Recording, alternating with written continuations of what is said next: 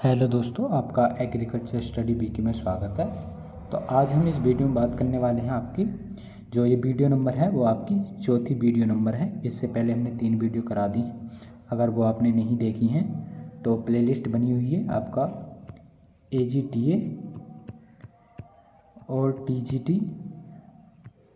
TGT और आपका PGT book के नाम से जो है इस बुक की जो है वीडियो जो है प्लेलिस्ट बनी हुई है, वहाँ से जाकर आप सारी वीडियो देख सकते हैं।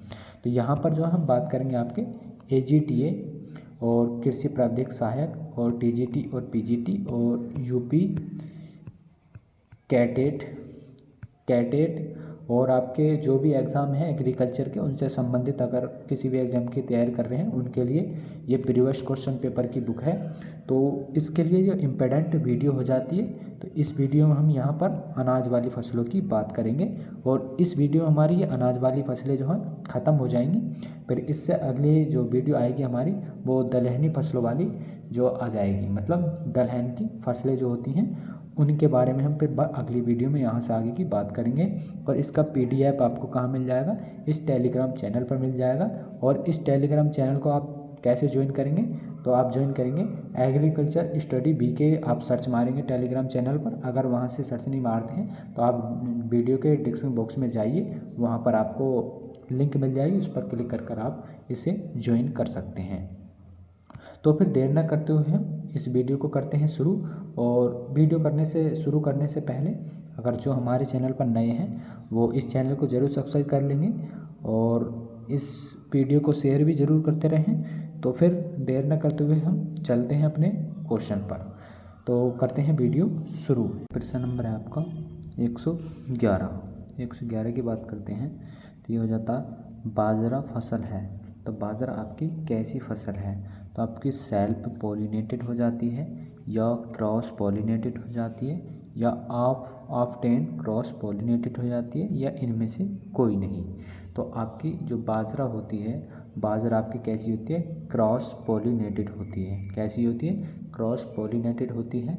और इसका आंसर क्या हो जाएगा, तो इसका आंसर B हो जाता है। और यहाँ पर याद रखेंगे कि जो आपकी जो ये फसल होती है परपरागित, कैसी होती है, परपरागित मतलब क्रॉस पॉलिनेटेड होती है। और इसके जो है इसे मोटे दाने वाली खाद्यान्न फसलों के नाम से मतलब इसे जाना जाता है। और बाजरे में जो है आपकी जो नमी की मात्रा होती है वो कितनी होती है, वो 12% होती है। कितनी, 12%।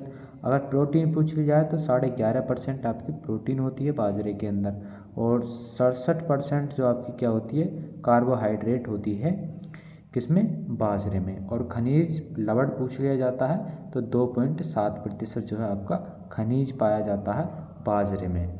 तो बाजरे में जो खाद्यान्नों में सबसे अधिक जो है 5% क्या पाया जाता है, वसा। तो आपसे एग्जाम में पूछा जा सकता है कि बाजरे में खाद्यान्नों में जो सबसे अधिक जो क्या पाया जाता है, तो 5% वसा पाई जाती है। तो अगर बात करें आगे तो इसके बीज में जो है जो कैरियोप्सिस जो प्रकार का होता है, तो बीज कैसा होता है, कैरियोप्सिस जो है प्रकार का आपका बीज होता है किसका, बाजरे का। तो यहाँ पर आंसर क्या हो जाता है आपका B ऑप्शन यहाँ पर सही हो जाएगा। और यहाँ पर हम आपको थोड़े से और फैक्ट बता देते हैं जो एग्ज़ाम में आपसे पूछा जा सकता है।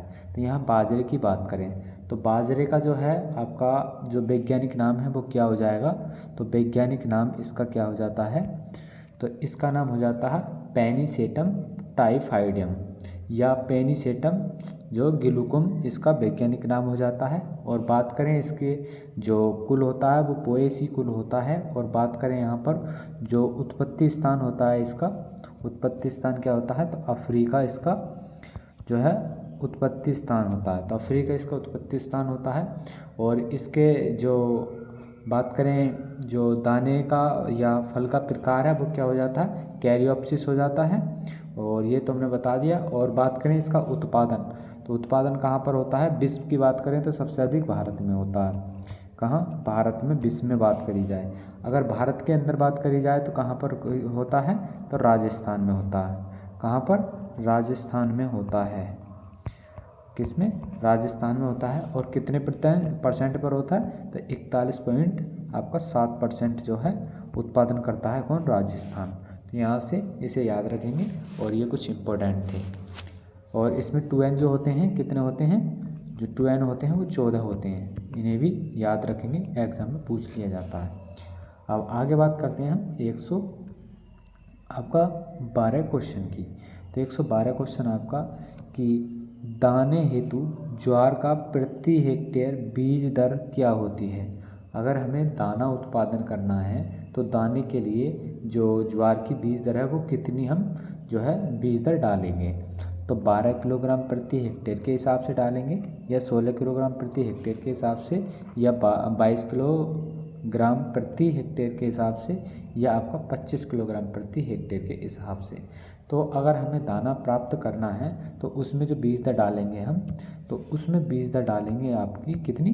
तो 12 किलोग्राम प्रति हेक्टेयर के हिसाब से बीज दर उसमें डाली जाती है।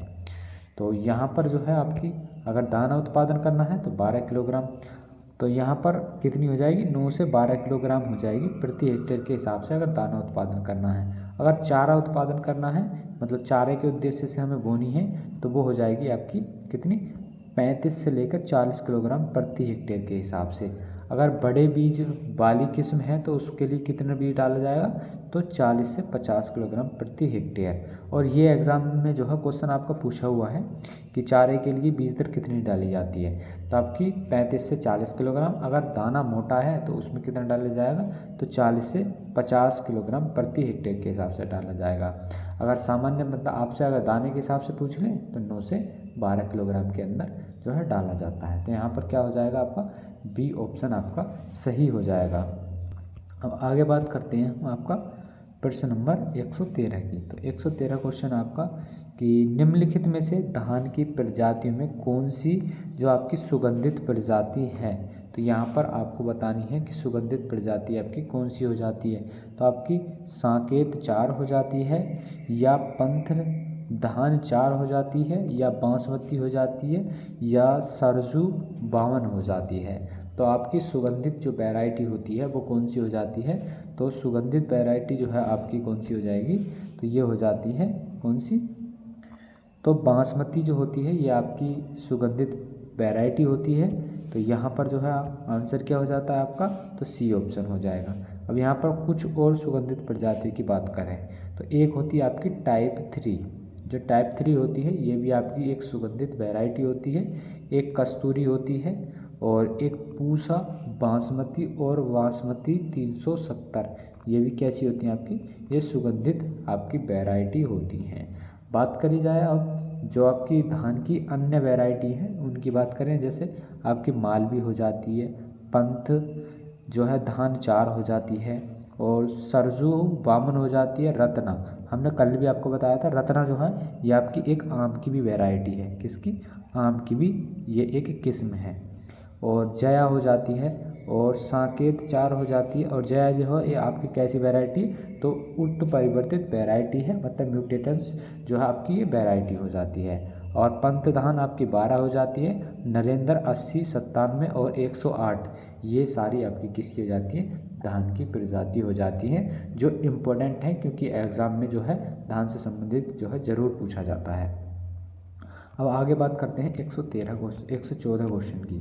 तो 114 क्वेश्चन आपका कि यहाँ पर 114 गेहूं का 90% जो अंकुरण कितने दिन बाद होता है।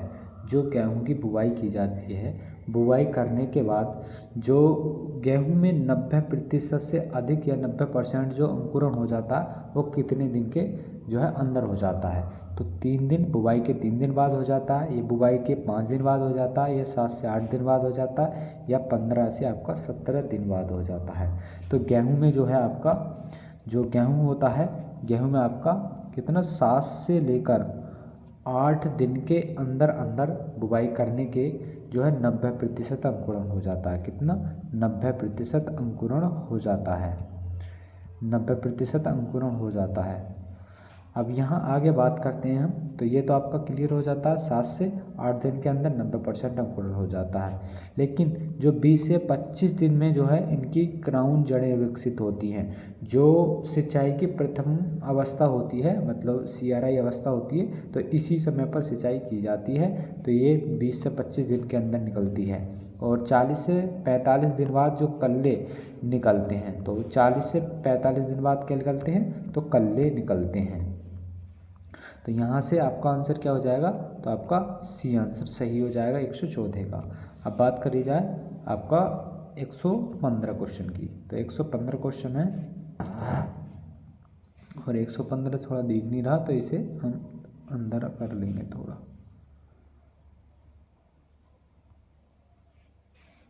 यहाँ से अब हम देखते हैं इसे। तो 115 है आपका कि ओराइजा सेटाइवा एल वैज्ञानिक नाम किसका है। तो गेहूं का है, मक्का का है, जई का है या आपका धान का है। तो ओराइजा सेटाइवा किसका हो जाता है, तो धान का वैज्ञानिक नाम हो जाता है। गेहूं की बात करें तो गेहूं का हो जाता है टिट्रिकम एस्टिवम हो जाता है। मक्के की बात करें जिया मेज हो जाता है। और यहाँ पर जई की बात करें तो जई का हो जाता है क्या, एविना सेटाइवा हो जाता है जई का वैज्ञानिक नाम। और यहाँ पर कुछ दिए हुए हैं, धान का ओराइजा सेटाइवा, गेहूं का आपका टेट्रिकम एस्टिवम, मक्का का जियामेज, ज्वार का सोग्रम बाइकलर और जई का एविना जो सेटाइवा, और आपका जो लहसुन होता है, लहसुन का मेडिकांगो सेटाइवा हो जाता है। और आपका ज्वार का हो जाता है, क्या हो जाता है ज्वार का, बैमोपिस टेट्रिगोनेलेवा हो जाता है किसका, ग्वार का वैज्ञानिक नाम। अब आगे बात करते हैं हम आपका 116 क्वेश्चन की। तो 116 क्वेश्चन आपका कि संकर धान की खेती निम्नलिखित में से किस देश में ज़्यादा लोकप्रिय होती है। जो संकर धान की खेती होती है ज़्यादातर जो है किस देश में सबसे प्रिय या लोकप्रिय, या हम कह सकते हैं सबसे अधिक जो है उसकी बुवाई की जाती है। तो जापान में की जाती है, या भारत में की जाती है, या चीन में, या आपका कोरिया में। तो कहाँ की जाती है, तो चीन में सबसे अधिक संकर धान की जो है उत्पादन बोल सकते हैं हम, मतलब लोकप्रिय है। तो यहाँ पर देखा जाए तो ऑप्शन नंबर सी हो जाता है यहाँ पर सही है आपका। तो दुनिया में जो है जो चीन है वो सबसे ज़्यादा संकर धान जो है उगाता है। और संकर धान में जो है और भी देश हैं जो उगाते हैं, जैसे आपका इंडोनेशिया हो जाता है, और वियतनाम हो जाता है, म्यांमार हो जाता है, बांग्लादेश हो जाता है, भारत में भी उगाया जाता है, और श्रीलंका में भी, और ब्राज़ील और USA और फिलीपींस में भी। तो इनमें सब में जो है आपका क्या संकर जो है धान उत्पादन किया जाता है। लेकिन जो चीन होता है वो क्या होता है, तो वो संकर धान का जनक है। कौन, चीन है संकर धान के जनक। कौन है, तो चीन को माना जाता है। तो यहाँ पर ऑप्शन आपका सी हो जाता है 116 का। बात करी जाए 117 क्वेश्चन की। 117 क्वेश्चन है, 117 की बात करते हैं। 1 मिनट थोड़ा रुकेंगे इसे।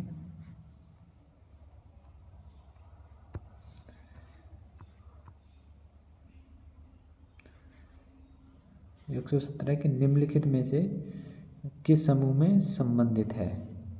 तो आपको बताना है 117 का क्वेश्चन। भारत में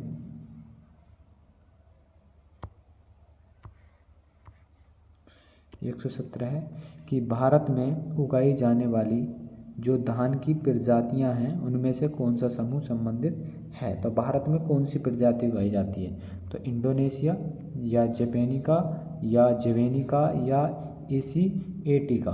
तो कौन सी प्रजाति उगाई जाती है, तो आपकी इंडोनेशिया भारत में उगाई जाती है। तो इंडिका भारत में उगाई जाती है, और इसकी पत्तियां लंबी और हल्की रंग की होती हैं, और दाने पतले, लंबे और चपटे होते हैं। और जो जापानिका होती है ये जापान में उगाई जाती है, और जवानिका कहाँ पर, ये इंडोनेशिया में जो है उगाई जाती है। तो यहाँ ऑप्शन नंबर ए हो जाता है 117 का आपका सही।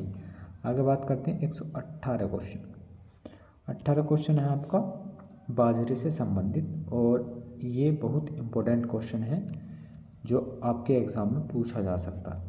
तो ईयर जो ग्रीन ईयर डिजीज़ है ये फसल से संबंधित है। तो गेहूं से, बाजरा से, चना से, या मूंगफली से। तो किससे हो जाता है? तो ये आपका बाजरा से संबंधित हो जाता है। ग्रीन जो ईयर डिसीज़ होता है। तो यहाँ पर बात करी जाए आपका, तो ये जो है आपका किसके द्वारा होता है? ये डाउंडी मिल्ड्यू के नाम से भी इसे जाना जाता है। और जो इसका जो नाम होता है वो क्या होता है? जो स्क्लेरोस्पोरा और ग्रेमिनीकोला जो फफूंदी के कारण होता है। तो ये एग्ज़ाम में पूछ लिया जाता है कि किसके द्वारा होता है? तो स्क्लेरोस्पोरा ग्रेमिनीकोला के कारण होता है। और ये जो वाहक होता है इसका कौन होता है? फफूंद, जो कवक होता है, कवक के द्वारा ये लगने वाला रोग होता है। तो इसमें बाजरे की जो बालियां के स्थान पर क्या हो जाता है? टेढ़ी मेढ़ी और हरी पत्तियां जो हैं सी बन जाती हैं, मतलब टेढ़ी मेढ़ियाँ हो जाती हैं और हरी पत्तियां बन जाती हैं, जिससे इनके पूर्ण बाली झाड़ू के समान दिखाई देती हैं और पौधे बौने रह जाते हैं। और बचाव हेतु इसका जो है शोध के साथ एक ही खेत में प्रतिवर्ष बाजरे की खेती नहीं करना चाहिए। अगर इस रोग से दूर होना है, मतलब अगर फसल को बचाना है, तो एक खेत में जो है प्रतिवर्ष बाजरा नहीं बोना है। तो यहाँ आंसर क्या हो जाएगा आपका? तो आपका बी ऑप्शन सही हो जाएगा 118 क्वेश्चन का। आगे बात करते हैं आपका 119 क्वेश्चन। 119 क्वेश्चन है आपका। 119 की बात करी जाए, 119 यहाँ से थोड़ा इसे ऊपर करते हैं, यहाँ देखते हैं। तो 119 का, तो धान के पौधे में पेनिकल निकलने की अवस्था होती है तो ट्रांसप्लांटिंग के समय पर या मैक्सिमम कल्ले के समय पर। तो दो ऑप्शन आपके आगे हैं, उन्हें देख लेते हैं यहाँ से। तो कब निकलती है? तो यह आपका बूटिंग के बाद, किसके? बूटिंग के बाद निकलती है, या ट्रांसप्लांटिंग के बाद कभी भी निकल सकती है। तो ये जो निकलती है पेनिकल अवस्था आपकी बूटिंग के बाद निकलती है। तो यहाँ ऑप्शन आपका सी हो जाएगा सही। यहाँ पर बात करें, जब धान के पौधे में जनन अवस्था जो पुष्प अवस्था होती है उसके आने के पहले पत्तियों के बीच में तने पर संरचना बनती है, इसे जो है बूटिंग अवस्था कहते हैं। इस अवस्था के बाद जो है पेनिकल निकलने जो है आते हैं, उसे जो है क्या बोला जाता है? पराग उसमें लगे होते हैं, पर परागण जो है लगा होता है इसमें। तो यहाँ पर 2013 में और 3 में ये एग्ज़ाम में पूछा गया है। तो तीसरा आंसर इसका सही हो जाता है। आगे बात करते हैं 120 क्वेश्चन। 120 क्वेश्चन है कि धान की रोपाई के लिए जो सतह से उपयुक्त गहराई होनी चाहिए। अगर धान की रोपाई की जाती है तो उसकी जो सतह की उपयुक्त गहराई है वो कितनी होनी चाहिए? तो आपकी कितनी हो जाती है? 10 सेंटीमीटर, या आपका 20 सेंटीमीटर, या 5 सेंटीमीटर, या 15 सेंटीमीटर। तो उसके लिए आपकी कितनी? 5 सेंटीमीटर की आवश्यकता होती है। तो यहाँ पर बात करी जाए, जो धान के पौधे का रोपण कितने 3 से 5 जो सेंटीमीटर अधिक गहराई पर नहीं करनी चाहिए। कितनी? 3 से लेकर 5 सेंटीमीटर की गहराई से अधिक पर नहीं करनी चाहिए, अन्यथा कल्ले कम निकलते हैं। और साधारणतः उर्वरक भूमि में जो है पंक्ति व पौधे की दूरी जो रखी जाती है वो 20 × 10 सेंटीमीटर रखी जाती है। और उर्वरक भूमियों से जो है कितना? 20 से 15 सेंटीमीटर रखते हैं। तो यहाँ पर इसे याद रखेंगे। अगर उर्वरक भूमियों में पंक्ति और पौधे की दूरी पूछ ली जाए कितनी? तो 20 से 10, और उर्वरक भूमियों से जो कितनी पूछ ली जाए तो 20 से 15 हो जाएगी। ऑप्शन नंबर सी हो जाता है यहाँ पर सही। 121 क्वेश्चन की बात करें। 121 क्वेश्चन है कि भारत में किस फसल का सर्वाधिक क्षेत्र व उत्पादन होता है? तो आपका गेहूं का होता है, या मक्के का होता है, या धान का होता है, या ज्वार का होता है।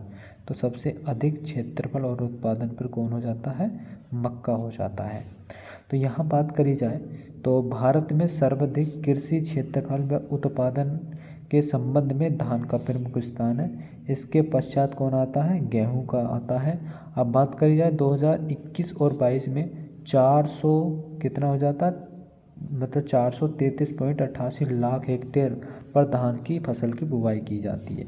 और कुल कितनी हो जाती है 127.93 मिलियन टन धान की जो है उत्पादन किया जाता है। कितना 127 पॉइंट कितना हो जाता है 993।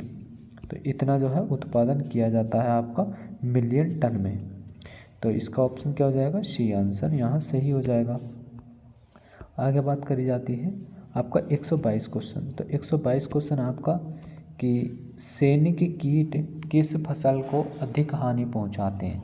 तो जो सैनिक कीट होते हैं वो किस फसल को अधिक हानि पहुंचाते हैं। तो आपकी उड़द को या अरहर को, मूंग को या धान को। तो किसको धान को सबसे अधिक हानि पहुंचाते हैं जो सैनिक कीट होते हैं।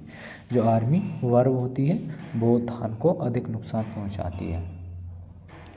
तो यहाँ बात कर जाए सैनिक कीट सबसे ज़्यादा धान की फसल को नुकसान पहुँचाते हैं और इस कीट की जो सुड़ियाँ होती हैं वो भूरे रंग की होती हैं। तो कैसी होती हैं भूरे रंग की, जो दिन के समय कल्ले के माध्यम अथवा भूमि की दरारों में छिपी होती हैं। तो दिन में कहाँ छिप जाती हैं कल्लों के माध्यम में और भूमि की दरारों में छुप जाती हैं। और सुड़ियाँ शाम को कल्ले अथवा जो दरारों से निकलकर पौधे पर में जो है चढ़कर वो बालियों को छोटे छोटे टुकड़ों में काटकर नीचे गिरा देती हैं। तो क्या करती हैं तो ये छोटे छोटे टुकड़े कर नीचे जो है गिरा देती हैं। तो यहाँ पर आंसर क्या हो जाता है डी ऑप्शन आपका सही हो जाएगा इस क्वेश्चन का।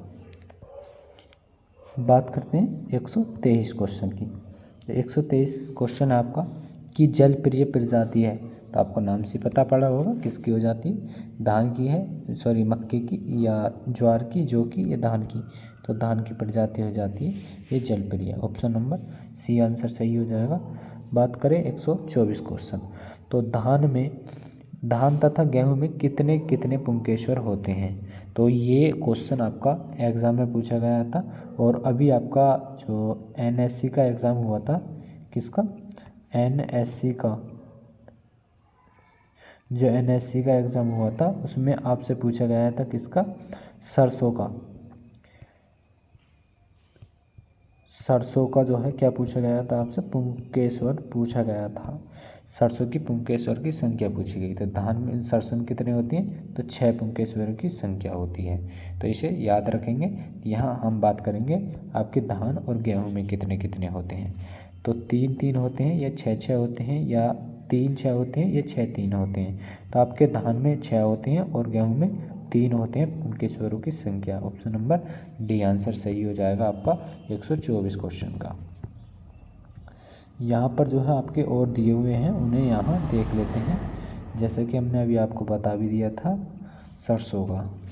तो यहाँ पर हो जाता जो पुमंग पुष्प का नरजनन है, इस चक्र में अनेक पुंकेश्वर होते हैं। प्रत्येक पुंकेश्वर में प्राय एक लंबा परंतु होता है, मतलब पुष्प तंतु होता है। तो जिसे जो है जिस पर 4 लघु बीजाणु ध्वनियाँ होती हैं, यह हर पौधे के लिए अलग अलग होते हैं। जैसे धान के लिए 6 होते हैं, गेहूं के लिए 3 होते हैं और ज्वार के लिए भी 3 होते हैं, सरसों के लिए आपके 6 होते हैं और मक्का के लिए 3 होते हैं, मटर के लिए 10 होते हैं और आपके अरहर के लिए भी 10 होते हैं। तो यहाँ से अगर एग्ज़ाम में पूछा जाता है पुंकेश्वरों की संख्या के हिसाब से, तो आपका धान और आपका सरसों जो होता है इनमें 6-6 होते हैं और गेहूं और ज्वार में इनमें 3-3 होते हैं और आपके मटर और अरहर में कितने 10-10 होते हैं और आपके मक्का में 3 होते हैं। तो इन्हें आप याद रखेंगे जो कि आपको एग्ज़ाम में बहुत इम्पोर्टेंट हो जाते हैं। ये बात करी जाती है 125 क्वेश्चन। 125 क्वेश्चन है कि सामान्यतः धान्य जो फसल हैं उनमें कमी किसकी पाई जाती है। तो लाइसिन की कमी पाई जाती है, मिथ्योनिन की कमी पाई जाती है, ट्रिप्टोफैन की या प्रोटीन की। तो इनमें जो पाई जाती है वो मिथ्योनिन की कमी पाई जाती है। जो धान्य जो आपकी फसलें होती हैं, जो मतलब धान्य या हम बोल सकते हैं जो खाद्यान्न फसलें होती हैं, उनमें किसकी होती है तो उनमें आपकी जो क्या हो जाता है मिथ्योनिन की कमी पाई जाती है। तो यहाँ पर जो है आपका बी ऑप्शन हो जाता है सही। और मिथ्योनिन अमीनो अम्ल की जो है इनमें कमी पाई जाती है, ये तो हो गया। और यहाँ से अब बात करेंगे हम आपका जो धान में 6 से 7% प्रोटीन होती है। धान में कितनी प्रोटीन होती है 6 से 7% प्रोटीन।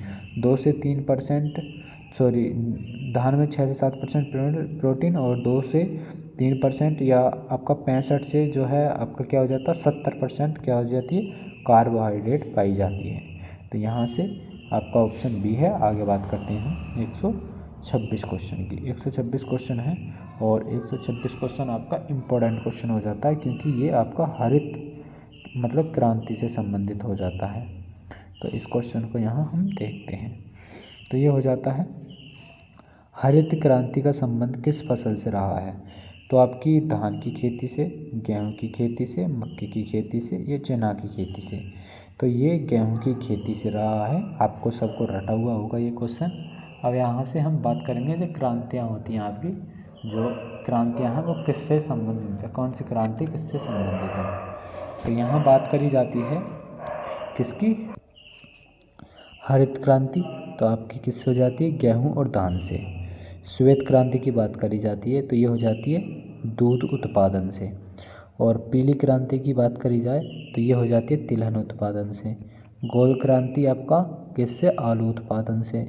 नीली क्रांति हो जाती है आपकी मछली उत्पादन से। गुलाबी क्रांति हो जाती है आपकी झींगा मछली उत्पादन से।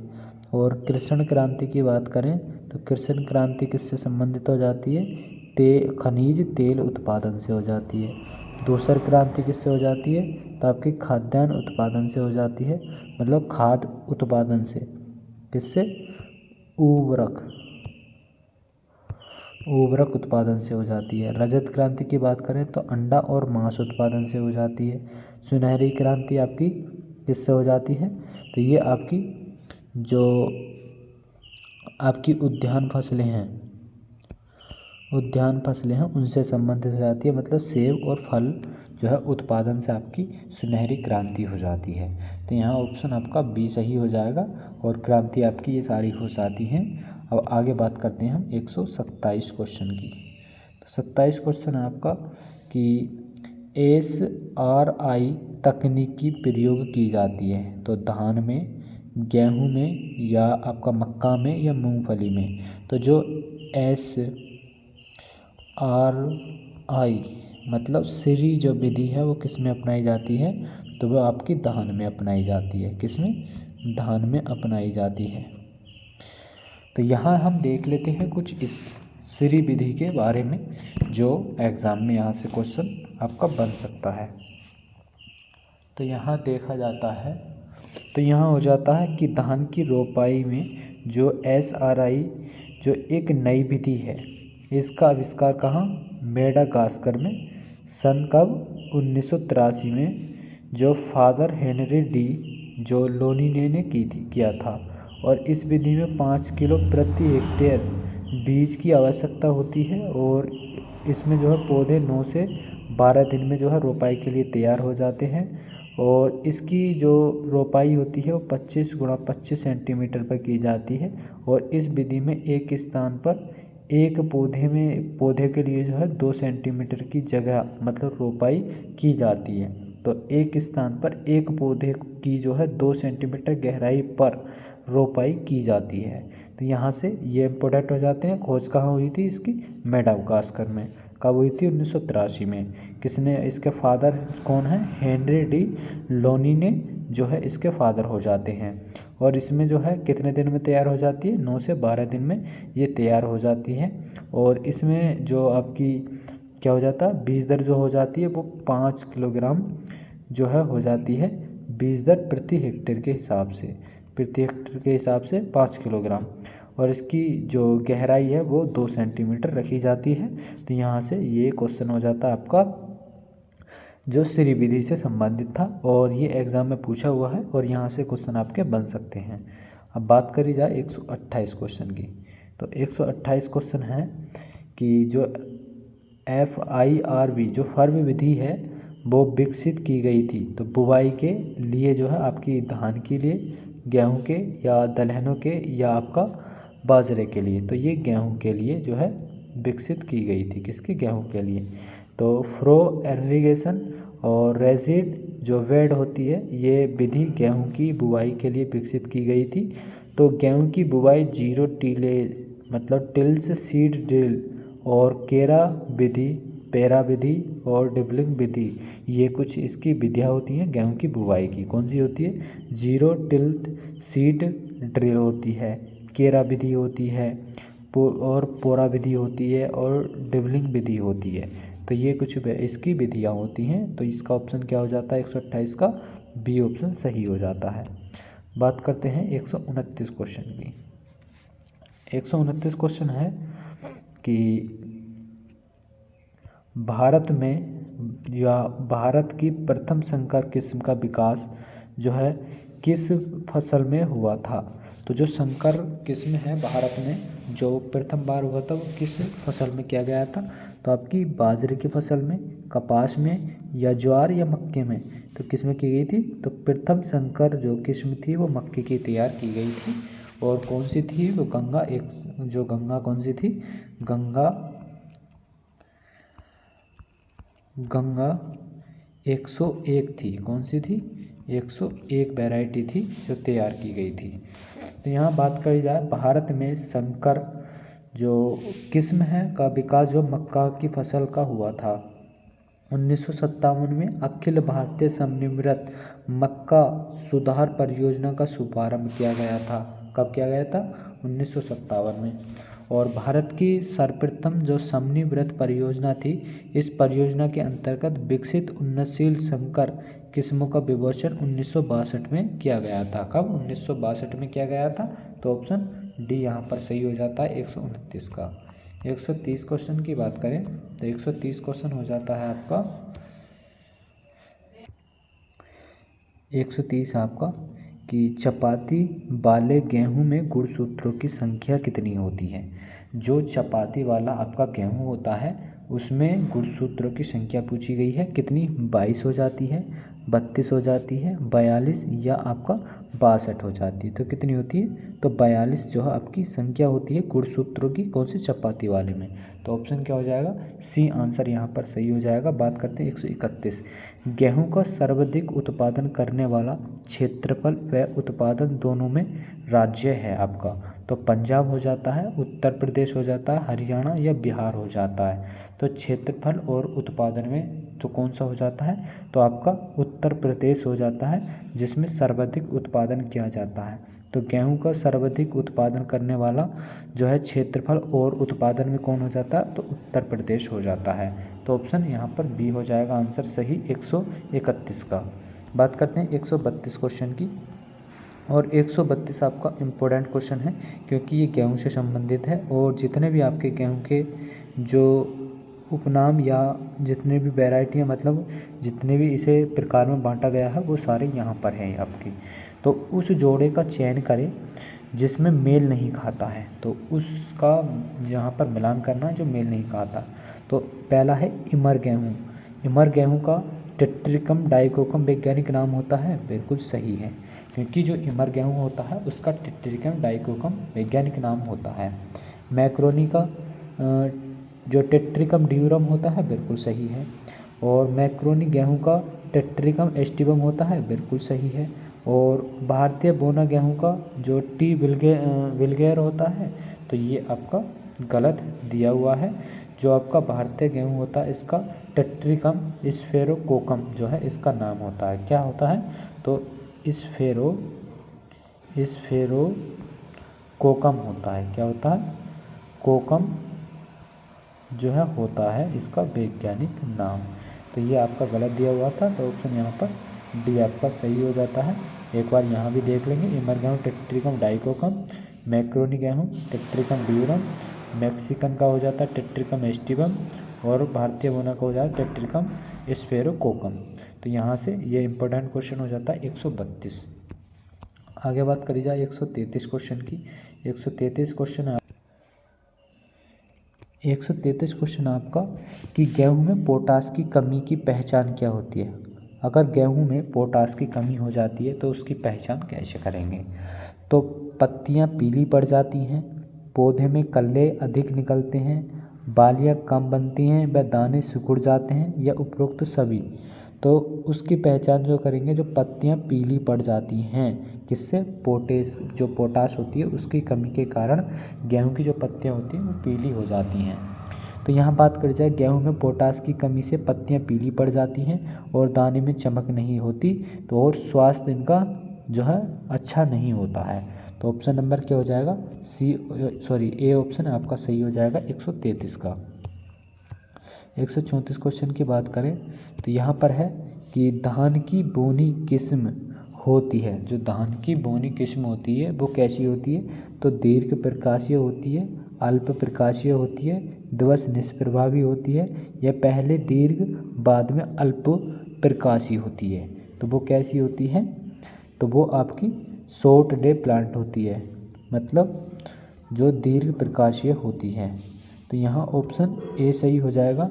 और इस क्वेश्चन में थोड़ा डाउट है मुझे, तो इसे जो है, तो इसका आंसर ये नहीं है, क्योंकि ये हो जाती कैसी, पहले दीर्घ बाद में यह अल्प प्रकाशीय होती है। तो इस क्वेश्चन को आप इम्पोर्टेंट मानेंगे, क्योंकि यहाँ पर जो है वैसे धान की जो होती है वो शॉर्ट डे प्लांट होती है, लेकिन यहाँ पर पहले ये दीर्घ होती है फिर बाद में अल्प हो जाती है। तो ये क्वेश्चन आपका ऑप्शन नंबर डी हो जाएगा इस क्वेश्चन का। आगे बात करते हैं 135 क्वेश्चन की। 135 क्वेश्चन आपका कि शीतकालीन धान्य फसलों के अंकुरण के लिए आवश्यक औसतन तापमान कितना होना चाहिए। जो आपकी शीतकालीन होती है उसके लिए 10 से लेकर 14 डिग्री सेंटीग्रेड, या 15 से 18 सेंटीग्रेड, या 18 से 20 सेंटीग्रेड, या 30 से 40 सेंटीग्रेड। तो इसके लिए जो आपका 18 से 20 सेंटीग्रेड शीतकालीन मतलब रबी की फसलों के लिए तापमान पूछा गया है। तो शीतकालीन सभी धान्य फसलों के अंकुरण के लिए 18 से 20 सेंटीग्रेड तापमान आवश्यक होता है, और ग्रीष्मकालीन के लिए जो है 21 से 37 आवश्यक होता है। तो आपकी एग्ज़ाम में पूछ लिया जाता है, तो यहाँ से जो रबी की पूछ लिया जाए तो 18 से 20 सेंटीग्रेड तापमान उपयुक्त रहता है। अगर आपसे रबी की पूछ लिया जाए तो 21 से लेकर 37 डिग्री जो है सेंटीग्रेड तापमान उपयुक्त रहता है। तो ऑप्शन क्या हो जाता है, सी ऑप्शन यहाँ 135 का सही हो जाता है। 136 क्वेश्चन की बात करें तो ये क्वेश्चन इंग्लिश में हो जाते हैं, पर इसे फिर भी हम बता देते हैं। तो which on the following is use in जो मैन्यूरिंग इन राइस। तो राइस के लिए क्या हो जाता है, तो 2,4-D का प्रयोग किया जाता है। तो यहाँ हम डायरेक्ट आंसर बताते चलेंगे आपको। तो यहाँ से जो है मिलान पूछे गए हैं, मतलब कौन सा आपका मैच फॉलोइंग, तो यहाँ पर मैच मिलाना है। तो किस प्रकार से हो जाएगा, जो आपका जो हैवर हो जाता है, ये हैवर किससे हो जाता है, तो ये हो जाता है आपका 100, तो ये हैवर हो जाता है आपका रबड़ से। और जूट का संबंध किससे होता है, जूट से क्या प्राप्त होता है, तो फाइबर प्राप्त होता है। और कॉटन से क्या प्राप्त होता है, और कॉटन से जो है आपका टेक्सटाइल प्राप्त होता है। ग्राउंड नट से क्या प्राप्त होता है, तो इससे प्राप्त होता है आपका तेल। और कोको से तो कोकोलेट तैयार होता है। तो यहाँ पर ये आपके मेल खा जाते हैं। अब आगे बात करते हैं 138 क्वेश्चन।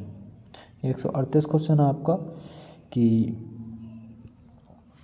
वह कौन सी फसल है, क्या पूछा गया है, वह कौन सी फसल है जिसमें एक लिंगता और द्वैलिंगाश्री और पुंजता दोनों ही पाई जाती हैं। मतलब वह कौन सी फसल है जिसमें एक लिंगता भी, द्वैलिंगता भी और पुंजता दोनों पाई जाती है। तो वो मक्का हो जाती है, ज्वार, बाजरा या मकोया। तो कौन हो जाता है, वो मक्का होती है आपकी। तो मक्के में आपकी एक लिंगता भी, द्वैलिंगता भी और पूर्व पुंजता भी दोनों पाई जाती है। ऑप्शन नंबर क्या हो जाता है, ए ऑप्शन यहाँ पर सही हो जाएगा। और बात करें आपका 139 क्वेश्चन। 139 से गेहूं में शुद्ध कार्बन डाइऑक्साइड ग्रहण का स्तंभ जो तापमान है वो क्या हो जाता है। तो गेहूं में शुद्ध कार्बन डाइऑक्साइड ग्रहण का स्तंभ रूप क्या हो जाता है, 20 सेंटीग्रेड या 24 सेंटीग्रेड पर, या 28 या 32 पर। तो कितने पर हो जाती है, 24 सेंटीग्रेड तापमान पर हो जाती है जो शुद्ध कार्बन डाइऑक्साइड ग्रहण जो है की जाती है। तो यहाँ पर जो है आपके क्या हो जाते हैं, ये आपकी जो अनाज वाली फसलें थी, जो अनाज वाली फसलें थीं उनके ये कितने 139 क्वेश्चन थे। तो ये 139 क्वेश्चन यहाँ पर हमने ये आपको करा दिए हैं। और जो भी आपके एग्ज़ाम में क्वेश्चन पूछे गए थे वो सारे क्वेश्चन यहाँ पर जो है आपके ये सारे प्रीवियस क्वेश्चन पेपर हैं जो आपके एग्ज़ाम में अभी तक पूछे हुए थे, जो भी एग्रीकल्चर का आपका एग्ज़ाम हुआ है। और यहाँ पर जो है हम आपको थोड़ी सी अलग से फैक्ट बताएंगे, उसे आप थोड़ा देखेंगे। तो जैसे यहाँ पर कुछ इम्पोर्टेंट है, जैसे बताते हैं आपको, कुछ अलग से हम बताने की कोशिश करेंगे आपको। तो यहाँ से थोड़ा वाइट पेज ले लेते हैं, थोड़ा यहाँ बताते हैं आपको। तो यहाँ जैसे हम बात करते हैं आपकी खरीफ फसल की बात करें। खरीफ फसल के लिए जो है बुआई कब की जाती है, आपको सबको पता होगा, जून और जुलाई में करी जाती है। और अगर इसकी कटाई की बात करें तो कटाई कब की जाती है, तो कटाई की जाती है आपकी सितंबर और अक्टूबर में। कब, अक्टूबर में। और बात करी जाए इसका आधार तापमान जो होता है, जो आधार जो तापमान होता है वो कितना होता है, तो 8 से लेकर 10 सेंटीग्रेड तापमान हो जाता है इसका आधार टेम्परेचर। औसत की बात करें, एवरेज टेम्परेचर की बात करें तो कितना हो जाता है, 28 से लेकर कितना, 35। और यहाँ से क्वेश्चन पूछा जाता है इसलिए हम आपको बता रहे हैं।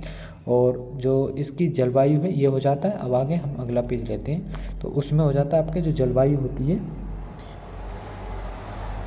जलवायु कैसी चाहिए इसके लिए, तो जलवायु चाहिएगी इसके लिए गर्म, कैसी, गर्म व शुष्क जलवायु।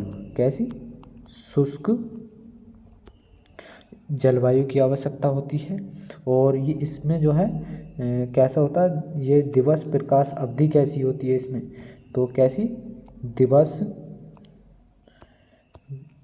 दिवस प्रकाश अवधि कैसी होती है, तो इसमें रहती है कैसी, शॉर्ट डे प्लांट, मतलब लघु दिवस प्रभावी पादप जो है, जो खरीफ की फसल में आते हैं। और इसमें कुछ अपवाद भी होते हैं, जो आपकी फसलें होती हैं, जैसे आपकी मक्का हो जाती है, तो ये आपकी खरीफ की हो जाती है, लेकिन ये आती किस में, ड्रे न्यूटन प्लांट में आती है। सूरजमुखी हो जाती है,